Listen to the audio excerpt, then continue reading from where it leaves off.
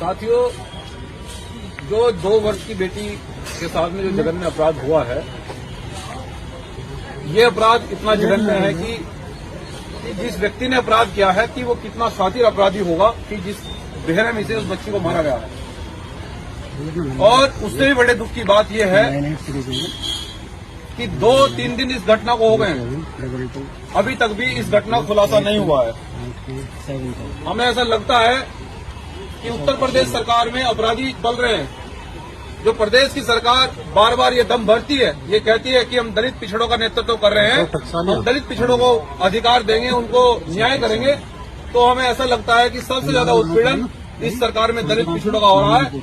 लेकिन हम ये कहना चाहते हैं कि भीम आर्मी जय हिंद संगठन एक पूरे देश के अंदर एक बड़ा आंदोलन चला रहा है। देखिए, देश और प्रदेश की जनता जो जिले के अधिकारी होते हैं उनसे न्याय की उम्मीद होती है, और अगर आप न्याय नहीं करेंगे तो फिर जनता सड़क पे उतरेगी मजबूरन, और फिर वो आंदोलन करेगी।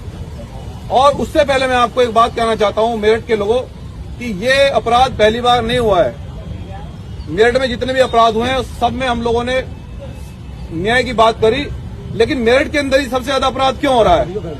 क्या आप लोगों ने सोचा है कभी कि हमें बाबा साहब और काशीराम साहब एक बात कहा करते थे कि पीटा कमजोर को पीटा जाता है, बलि जो है वो बकरे की दी जाती है, शेर की बलि नहीं दी जाती।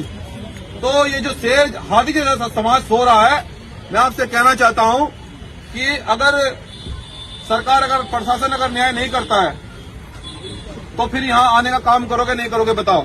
क्योंकि देखो, हम नहीं चाहते कि कल किसी और बेटी के साथ भी हो, और इन घटनाओं पर रोक लगनी चाहिए, क्योंकि जब तक आप घर से निकलकर इन घटनाओं का सामना नहीं करोगे, अपराधी को लगता है कि ये 2-3 दिन उछल कूद करते शांत हो जाते हैं।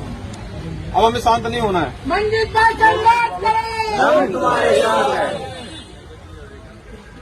जब तक बेटी को न्याय न मिले तो हम यहाँ से हिलने वाले नहीं हैं। और जिलाधिकारी महोदय, हम आपसे न्याय की उम्मीद लेकर आए हैं। अगर आप न्याय नहीं करोगे तो भैया सरकार आपकी है, प्रशासन आपका है, आप हम पे लाठीचार्ज करवा दो, लेकिन हम संविधान को हाथ में लेकर बैठे हैं। जब तक न्याय नहीं मिलेगा, बेटियों के हत्यारों को जब तक आप सलाखों के पीछे नहीं पहुंचाओगे, जब तक हम यहाँ से हिलने वाले नहीं हैं।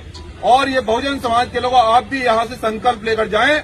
अगर हमें प्रशासन न्याय की उम्मीद नहीं जगती है, कोई यह न्याय प्रिय कोई आश्वासन नहीं देता है प्रशासन, तो फिर तैयार करना महापंचायत जिलाधिकारी के ऑफिस के सामने होगी। और इस बार सुनो,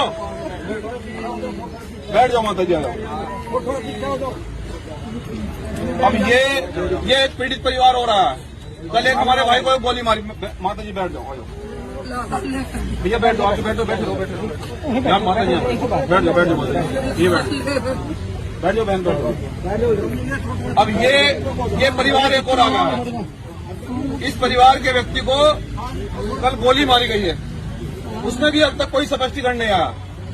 तो हम ये कहना चाहते हैं कि जिस प्रकार से गोलियों से हम लोगों को भूना जा रहा है, गाजर मूली की तरह काटा जा रहा है, कब तक सहन करोगे?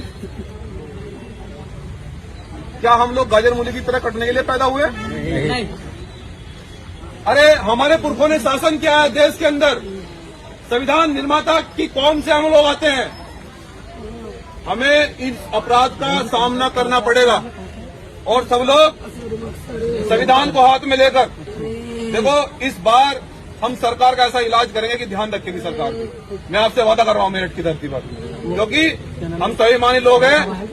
हम लोग देश के अंदर, फिर से बता रहा हूं कि एक बड़ा आंदोलन चला रहे हैं। अगर हमारे इस बेटी के साथ में, दोनों परिवारों के साथ में न्याय नहीं होता है तो महापंचायत की घोषणा करेंगे, लेकिन पूरे पश्चिम उत्तर प्रदेश के लोग पहुंचेंगे नहीं पहुंचेंगे इस ऑफिस पर?